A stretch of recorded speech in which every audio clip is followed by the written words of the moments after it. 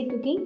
இன்றைக்கி ரொம்பவே சுவையான, அதே சமயம் ஆரோக்கியமான, வேறு எந்த இனிப்பும் சேர்க்காத பலாப்பழ பணியாரம் செய்ய போகிறோம்.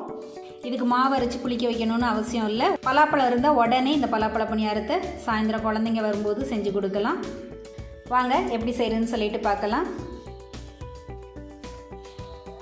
பலாப்பழத்தை நம்ம கொட்டை இல்லாமல் வெட்டி எடுத்துக்கிடலாம். வெட்டுறதுக்கு முன்னாடி கையிலையும் கத்தியிலையும் கொஞ்சம் தேங்காய் எண்ணெய் தடவிக்கோங்க.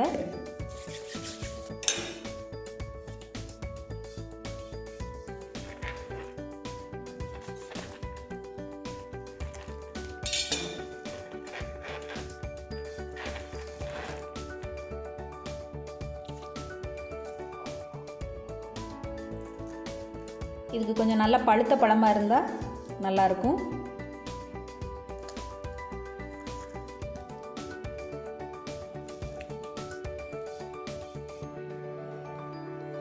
இது மாதிரி எல்லா சொலையும் எடுத்து வச்சுக்கோங்க. நான் ஒரு 20 சொலைக்கிட்ட எடுத்திருக்கேன். இப்போ இதை வதக்கிடலாம். அடுப்பில் பேன் வச்சுட்டு இந்த பலாச்சொலையை அதில் போட்டு நல்லா வதக்கணும். இந்த பலாச்சொலையிலேயே ஈரப்பதம் இருக்கும். இதை நம்ம சின்ன சின்னதாக வெட்டி போடணும்னு அவசியம் இல்லை, அதுவே கூலாகிடும். ஸ்டவ்வை கொஞ்சம் சிம்மிலே வச்சு அது கொஞ்சம் வேக தட்டிக்கும் வெயிட் பண்ணணும். நான் ஒரு 1/4 டம்ளர் தண்ணி ஊற்றுறேன்.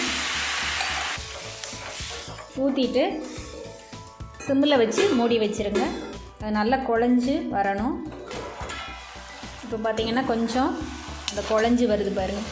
இந்த மாதிரி நார் நாராக பிரியும். இதை நல்லா அப்படியே வதக்கிட்டே வரணும். நம்ம தக்காளி நல்லா குழஞ்சி வர்ற மாதிரி இது குழஞ்சி வரணும்.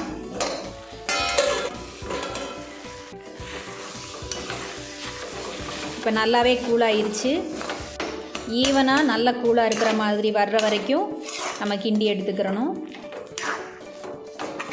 இப்போ இது நல்லா கூலாகிடுச்சு, இறக்கிடலாம். இந்த மாதிரி வர்ற அளவுக்கு வதக்கி எடுத்துக்கோங்க. இந்த பலாப்பழத்தோட மனமே அவ்வளோ சூப்பராக இருக்குது. அல்வா மாதிரி நம்ம இப்படியே சாப்பிட்லாம். சூப்பராக இருக்குது. இனிப்பே நமக்கு தேவையில்லை. இனிப்பே அதிகமாக இருக்குது. இப்போ இது ஓரளவுக்கு ஆறி இருக்குது. இதோட நம்ம கோதுமை மாவு சேர்க்க போகிறோம். அரிசி மாவு கூட சேர்த்துக்கலாம். இதில் 1 கப் கோதுமை மாவு சேர்த்துக்கிறேன். நம்ம இனிப்புக்கு தகுந்த மாதிரி தான் மாவு சேர்க்க போகிறோம். இந்த பலாப்பழத்தில் உள்ள இனிப்பு மாத்திரம்தான் நம்ம சேர்க்க போகிறோம். இப்போ இந்த பலாப்பழத்தோட இனிப்பு இந்த மாவு சேர்த்ததுக்கப்புறம் எவ்வளோ இருக்கோ அதுக்கு பொறுத்து நீங்கள் மாவு கூடுதலாக போட்டுக்கிறலாம். இதோட கொஞ்சம் கொஞ்சமாக நான் தண்ணி சேர்த்துக்க போகிறேன். நம்மளுடைய பணியார மாவு பதத்துக்கு இதை நம்ம கிண்டிக்கிறணும். அதனால் அதிகமாக தண்ணி ஊற்றிடக்கூடாது. இந்த பலாப்பழத்துலேயும் கொஞ்சம் தண்ணி இருக்கும். நான் கிட்டத்தட்ட 1 கப் தண்ணி ஊற்றிருக்கிறேன். 1 கப் மாவு சேர்த்துருக்குறேன். நம்ம கிண்டி எடுத்து அந்த பலாப்பழம் 1 கப்புக்கு இருக்கும். ஈக்குவல் ப்ரப்போர்ஷனுக்கு நான் எடுத்துருக்கிறேன்.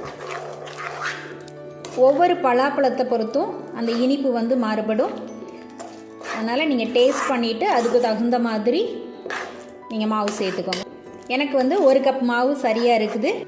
தண்ணி மட்டும் நான் கூட ஒரு 1/4 கப்பு சேர்த்துக்கிறேன். சப்போஸ் உங்களுக்கு அந்த பலாப்பழத்தில் அவ்வளோ இனிப்பு பத்தலை அப்படின்னா நீங்கள் வெல்லம் சேர்த்துக்கிறலாம். ஜீனி சேர்த்தா கொஞ்சம் டேஸ்ட் வித்தியாசம் இருக்கும். கொஞ்சம் நம்ம பிசைஞ்ச மாதிரி கட்டியாக பிசைஞ்சிங்கன்னா எண்ணெயில் போட்டு கூட நீங்கள் கோதுமை பணியாரம் மாதிரியும் சுட்டு எடுத்துக்கிறலாம். இப்போ நான் பணியாரக்கல்லில் ஊற்ற போகிறேன். அதுக்கு தகுந்த மாவு பாதம் இருக்கிற மாதிரி பார்த்துக்கிறணும். கடைசியாக இதில் கொஞ்சம் உப்பு சேர்த்துக்கிறேன். Pinch of salt. அப்போ தான் அந்த இனிப்பு நல்லா தூக்கலாக தெரியும். கொஞ்சமாக ஏலக்காய் பொடி. இப்போ இது எல்லாத்தையும் நல்லா மிக்ஸ் பண்ணிக்கிறேன். இப்போ நான் ஊற்றுறதுக்கு ஈஸியாக ஒரு பவுலில் ட்ரான்ஸ்ஃபர் பண்ணிக்கிறேன். இப்போ பணியாரக்கல்லை அடுப்பில் வச்சு சூடானதும் அதை நல்லா தொடச்சிக்கோங்க. ஸ்டவ் சிம்மில் விட கொஞ்சம் கூடுதலாக இருக்கிற மாதிரி பார்த்துக்கோங்க, மீடியம் கூட வச்சுக்கக்கூடாது. இப்போ நெய் சேர்த்துக்கிறலாம். நீங்கள் நல்லெண்ணெய் கூட சேர்த்துக்கலாம். நெய் சேர்த்தா நல்ல வாசமாக இருக்கும். நெய் சூடானதும் நம்ம வந்து பனியார மாவு சேர்த்துடலாம்.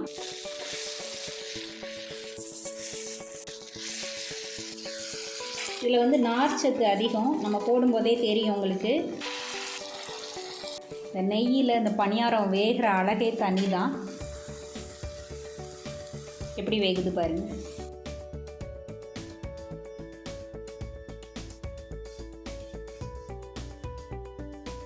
மற்ற எண்ணெயிலையும் செய்யலாம், ஆனால் பலாப்பழம் சேர்க்கறதுனால நெய் இல்லைன்னா நல்லெண்ணெய் சேர்த்துக்கிறது ரொம்ப நல்லது. ஏன்னா இந்த நெய்யும் நல்லெண்ணெயும் நமக்கு உடம்புக்கு குளிர்ச்சி தரும். பலாப்பழம் வந்து கொஞ்சம் சூடு. அழகாக வருது பாருங்கள். கொஞ்சம் அரிசியை ஊற வச்சும் அரைச்சி சேர்த்துக்கிறலாம். இல்லைனா அரிசி மாவு சேர்த்தா கொஞ்சம் நேரம் வந்து கலந்ததுக்கு அப்புறமா ஊற விடணும். நீங்கள் அதே மாதிரி மைதா மாவு சேர்த்துக்கலாம், கேழ்வரகு மாவு சேர்த்துக்கலாம். எதுலனாலும் இந்த பலாப்பழம் சேர்த்து செய்யலாம், ரொம்ப சூப்பராக இருக்கும். குழந்தைங்களுக்கு சத்தும் கூட. நீரிழிவு நோய் உள்ளவங்களுமே இது சாப்பிடலாம். மாவில் கொஞ்சம் சோடாப்பு சேர்த்துட்டிங்கன்னா கொஞ்சம் மொறுமொறுப்பாக இருக்கும். அது ஆப்ஷனல் தான், வேணும்னா சேர்த்துக்கோங்க. இப்போ நல்லா ப்ரௌன் கலராக மாறிடுச்சு. 2 பக்கமுமே நமக்கு வெந்துருச்சு. எடுத்துடலாம். எவ்வளோ அழகாக இருக்குது பாருங்கள். அந்த கோல்டன் ப்ரௌன் கலர் நம்ம குலோப் ஜாமுன் மாதிரி இருக்குது. ஏன்னா இதுக்கு நம்ம எக்ஸ்ட்ரா கலரெல்லாம் வந்து நம்ம சேர்க்கலை. அந்த பலாப்பழத்தில் உள்ள கலரே நமக்கு வந்து நல்ல கலர் கொடுத்துருக்கு பாருங்கள். வெந்ததுக்கப்புறம் அந்த நெய்யெல்லாம் கூட கக்கிருச்சு பாருங்கள். ரொம்ப வந்து அது இழுத்துக்கலை. நம்ம இப்படி இருத்தே எடுத்துடலாம். இதே மாதிரி எல்லா மாவையும் ஊற்றி எடுத்துக்கோங்க. பலாப்பழ பணியாரம் ரெடி ஆகிடுச்சு. இப்போ பலாப்பழ சீசன். நீங்களும் இந்த பலாப்பழ பணியாரத்தை ட்ரை பண்ணி பாருங்கள். உங்களுடைய கமெண்ட்ஸை கமெண்ட் பாக்ஸில் சொல்லுங்கள். இந்த வீடியோ பிடிச்சிருந்தா லைக் பண்ணுங்கள், ஷேர் பண்ணுங்கள், மறக்காமல் சப்ஸ்கிரைப் பண்ணுங்கள். நன்றி.